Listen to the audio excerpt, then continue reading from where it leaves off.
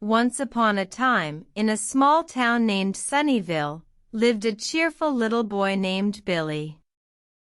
One sunny afternoon, while playing in his backyard, he found a peculiar, shiny block.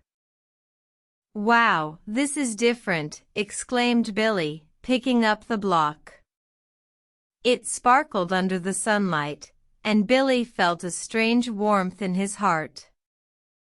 He decided to take the block home and show it to his friends.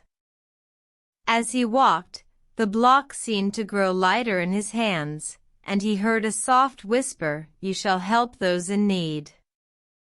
At home, Billy's friends gathered around. "Look what I found," he said, showing the block to his friends. They gasped in awe, and one of his friends, Lisa, suggested they build a castle. They spent the whole afternoon building, laughing, and enjoying each other's company. As the sun began to set, Billy suddenly felt a strange sensation. The block in his hand started to glow.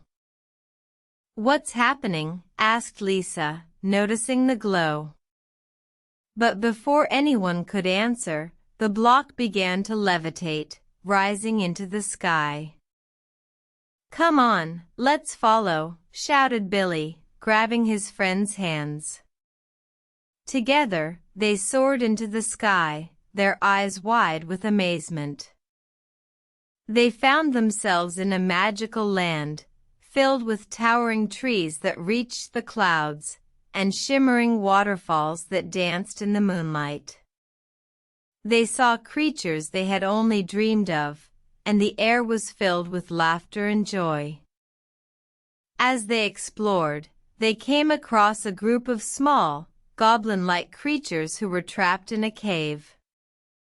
They were scared and alone, and the magical land was too big for them to escape. Without a second thought, Billy and his friends rushed to help. They used their creativity and the magic block to build a bridge over the chasm that surrounded the cave.